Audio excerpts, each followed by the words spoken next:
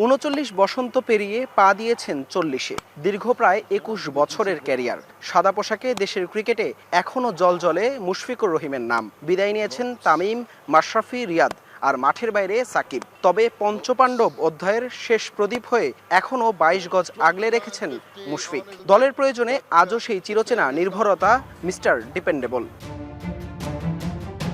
পাকিস্তানের বিপক্ষে মিরপুর টেস্টে মাঠে নামার মধ্য দিয়ে সচিনের পর এশিয়ার দ্বিতীয় দীর্ঘতম টেস্ট ক্যারিয়ারের অর্জনটা নামের পাশে করেন মুশফিক।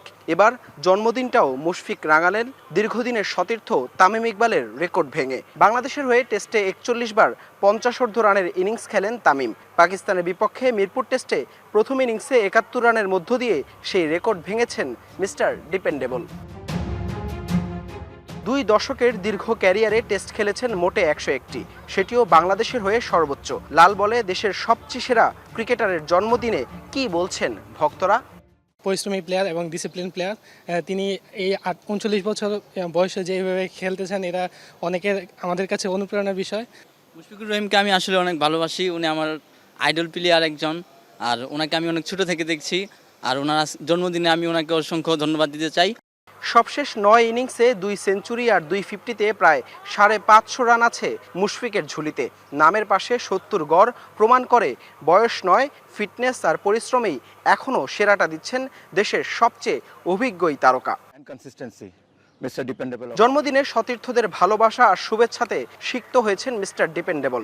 সকালে ব্যাটিংয়ে নামার আগে কেক কেটে উপলক্ষটা ফ্রেমবন্দি করে রাখেন বাকিরা। যদিও ১৪তম সেঞ্চুরিটা স্পর্শ করতে পারলে নিশ্চয়ই পূর্ণতা পেত মুশফিকের দিনটা।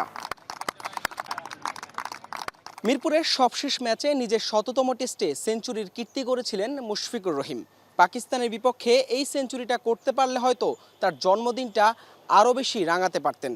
তবে মুশফিকের দৃঢ়তা আর পরিশ্রম দিয়ে টেস্ট ক্যারিয়ারটা আরও বেশি লম্বা হবে, সেই সঙ্গে বয়সের বাধা পেরিয়ে টেস্ট অধ্যায়টাও আরও বেশি উজ্জ্বল হবে প্রত্যাশা ভক্ত সমর্থকদের।